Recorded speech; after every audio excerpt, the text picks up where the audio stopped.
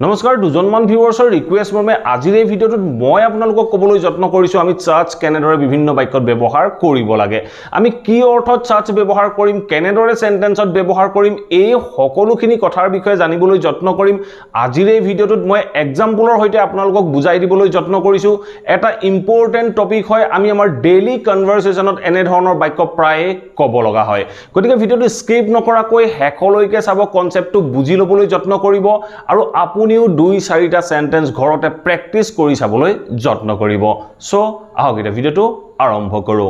আমি সাজ ব্যৱহাৰ কৰাৰ প্ৰথমটো কাৰণ হ'ল যেতিয়া আমি এডজেক্টিভটোক বেছি বুজাবলৈ যাওঁ আমি এনে ধৰণৰ বিভিন্ন বাক্য কৈ থাকো যে তাই বৰ ধুনিয়া এই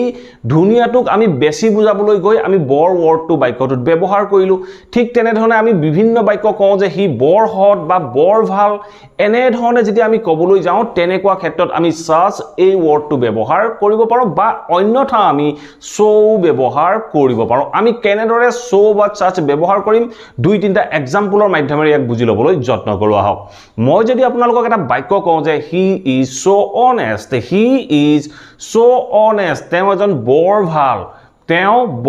ভাল বুলি ক'বলৈ যাওঁতে আমি বাক্যটোত ক'লো যে হি ইজ সো অনেষ্ট তেওঁ বৰ ভাল এই বাক্যটোত লক্ষ্য কৰক আমি সোৰ পিছত অনেষ্ট আৰু তাৰ পিছত আমি কোনো নাউন বা প্ৰনাউন ইউজ কৰা নাই যদি আমি এই বাক্যটোত সাচ ইউজ কৰিবলৈ যাওঁ তেনেকুৱা ক্ষেত্ৰত যেটো এডজেক্টিভ হয় যেটো অনেষ্ট এডজেক্টিভ আছে এই এডজেক্টিভটোৰ পাছত আমি নাউনটো ব্যৱহাৰ কৰিব লগা হয় আমি এই বাক্যটোত যদি সাচ ব্যৱহাৰ কৰো তেতিয়া আমি কেনেদৰে বাক্যটো ক'ব পাৰিম আমি ক'ব পাৰো যে he is such an honest boy he is such an honest boy এই বাক্যটো চাওক আমি সাজ ব্যৱহাৰ কৰিলে তাপা এটা আমি আৰ্টিকেল ব্যৱহাৰ কৰিছো হি কি হয় এজন লৰা হয় তেতিয়া আমি বাক্যটো he is such an honest boy হি এজন বৰ ভাল লৰা এনে ধৰণে আমি বাক্যখিনিত সাচ ব্যৱহাৰ কৰিব পাৰো ঠিক আছে নেক্সট এক্সাম্পলটো চাওক নেক্সট এক্সাম্পলটো কি কৈছে দা মুভি ইজ সো বোৰিং এই বাক্যটো চাওক কি ক'লে দা মুভি ইজ সো বোৰিং সিনেমাখন বৰ আমনিদায়ক আমি বোৰিং যেটো এডজেক্টিভ আছে এই এডজেক্টিভটোতে বাক্যটো শেষ কৰিছো যদি আমি এই বাক্যটোত সাচেস ব্যৱহাৰ কৰি দিও তেতিয়া আমি কেনেদৰে ক'ব পাৰো আমি বাক্যটো ক'ব পাৰো যে it is such a boring movie আমি বোৰিংৰ পিছত মুভি ওয়াৰ্ডটো যেটো নাউন হয় নাউনটো ব্যৱহাৰ কৰিব লগা হয় মই বাক্যটো ক'লো যে this is such a boring movie বা it is such a boring movie এনে ধৰণে আমি বাক্যটোত সাচেস ব্যৱহাৰ কৰিব লাগে লাষ্ট এটা এক্সাম্পলৰ মাধ্যমেৰে ইয়াক ভালদৰে বুজি ল'বলৈ যত্ন কৰো মই যদি এটা বাক্য কওঁ যে হি ইজ সো লেজি হি এটা বৰ এলেহুৱা আমি এলেহুৱাটোক বেছি বুজাবৰ বাবে বৰ শব্দটো ব্যৱহাৰ কৰিছো আমি গতিকে ইংৰাজী বাক্যটোত আমি সো ব্যৱহাৰ কৰিছো আমি কৈছো যে হি ইজ সো লেজি তেওঁ বৰ এলেহুৱা মই যদি এই বাক্যটোত সাচেস ব্যৱহাৰ কৰিবলৈ যাওঁ তেতিয়া মই বাক্যটোত কি কৰিব লাগিব লেজিৰ পিছত যেটো নাউন হয় হি কি হয় এটা লৰা হয় সেই লৰাটোৰ বিষয়ে উল্লেখ কৰিব লাগিব তেতিয়া মই বাক্যটো কেনেদৰে কম তেতিয়া মই ক'ব লাগিব হি ইজ সাচ এ লেজি বয় হি এটা বৰ এলেহুৱা লৰা এনে ধৰণে আমি সোৰ পৰিৱৰ্তে সাচ ব্যৱহাৰ কৰিব পাৰো যেতিয়া আমি বেছি বুজাব লগা হয় বা এডজেক্টিভটোক আমি এমফেসাইজ কৰিব লগা হয় এতিয়া আমি চাও সাচ আমি অন্য কি কাৰণত ব্যৱহাৰ কৰিব পাৰো আমি যেতিয়া কোনো বাক্যৰ দ্বাৰা ক'বলৈ যাওঁ যে এনেকুৱা মানুহ এনেকুৱা লৰা এই যেটো এনেকুৱা বুলি কলো এই এনেকুৱাটোৰ কাৰণেও আমি সাচ ব্যৱহাৰ কৰিব পাৰো আমি কেনেদৰে ব্যৱহাৰ কৰিম দুই এটা এক্সাম্পলৰ মাধ্যমেৰে ইয়াক বুজি ল'বলৈ যত্ন কৰো আহক সো ফাৰ্স্ট এক্সাম্পলটো চাওক ফাৰ্স্ট এক্সাম্পলটো কি কৈছে I have never seen such a large cat এই বাক্যটো চাওক কি ক'লে I have never seen such a large cat মানে মই এনেকুৱা ডাঙৰ মেকুৰী কেতিয়াও দেখা নাই বুলি কওঁতে মই বাক্যটো কি ক'লো I have never seen such a large cat এনেকুৱা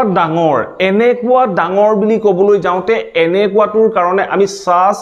a large cat বুলি ক'লো so I have never seen such a large cat মই এনেকুৱা ডাঙৰ মেকুৰী কেতিয়াও দেখা নাই এনে ধৰণে আমি এনেকুৱা বুলি ক'বলৈ যাওঁতে সাচ বাক্যটোত ব্যৱহাৰ কৰিব পাৰো এটা চাও নেক্সট এক্সাম্পল কি কৈছে চাওক we visited such fascinating places on our trip এই বাক্যটো চাওক কি ক'লে we visited আমি গৈছিলো ক'ত গৈছিলো we visited such fascinating places ইমান এনেকুৱা ধুনিয়া স্থানলৈ গৈছিলো কেতিয়া গৈছিলো on our trip আমাৰ যেতিয়া ট্ৰিপ আছিলে আমি আমাৰ ট্ৰিপত খুব ধুনীয়া ধুনীয়া এনেকুৱা ধুনীয়া ধুনীয়া স্থানলৈ গৈছিলোঁ বুলি কওঁতে আমি এই এনেকুৱাৰ কাৰণে আমি ব্যৱহাৰ কৰিলোঁ such fascinating places সো এনেধৰণে আপোনালোকে such বাক্যত ব্যৱহাৰ কৰিব পাৰিব এতিয়া চাওঁ আমি such ব্যৱহাৰ হোৱা অন্য কাৰণটো Next আমি such ব্যৱহাৰ কৰো such as ৰূপে such as আমি কেতিয়া ব্যৱহাৰ কৰো যেতিয়া আমি বাক্যটো যেনে বুলি কৈ আমি কিছুমান এক্সাম্পল দিব লগা হয় তেনেকুৱা ক্ষেত্ৰত আমি such as বাক্যটোত ব্যৱহাৰ কৰিব পাৰো আমি এনে ধৰণে বিভিন্ন বাক্য কওঁ যে মই কেবাটাও ইলেক্ট্ৰনিক ডিভাইস কিনিলো যেনে এটা ল্যাপটপ কিনিলো এটা ওয়াশিং মেচিন কিনিলো এটা এসি কিনিলো এনে ধৰণে যেতিয়া আমি বাক্যটো যেনে বুলি কৈ এক্সাম্পল কেইটা দিব লগা হয় তেনেকুৱা ক্ষেত্ৰত আমি such as ব্যৱহাৰ কৰিব পাৰো আমি কেনেদৰে ব্যৱহাৰ কৰিম এই বাক্যটোকে আমি ইংৰাজীত কৈ চাবলৈ যত্ন কৰো মই যদি বাক্যটো কওঁ যে মই কেবাটাও গেজেট কিনিছিলো I bought some gadgets মই কেইটামান গেজেট কিনিছিলো I bought some gadgets such as a washing machine an AC and a laptop এই বাক্যটো কি কলে I bought some gadgets মই কেইটামান অলপমান গেজেটস কিনিছিলো such as যেনে কি বুলি কলো a washing machine এটা washing machine and AC এটা AC and a laptop আৰু এটা ল্যাপটপ কিনিছিলো এই such as ৰ পিছত আমি যেটো এক্সাম্পল হয় যি কেটা বস্তু কিনিলো তাৰ বিষয়ে আমি উল্লেখ কৰিব লগা হয় আপুনি তেনে ধৰণে বিভিন্ন বাক্য ক'ব পাৰে আপোনালোকে এই বাক্যটো আপোনালোকে কমেন্ট বক্সত কমেন্ট কৰিবলৈ যত্ন কৰক আপোনালোকে যদি ক'ব লগা হয় যে মোৰ কেবাজনো বন্ধু আছে যেনে যদু মধু হৰি এই বাক্যটো আপোনালোকে ইংৰাজীলৈ ট্ৰান্সলেট কৰি কমেন্ট কৰিবলৈ যত্ন কৰক এতিয়া চাও আমি নেক্সট আৰু লাষ্ট এক্সাম্পলটো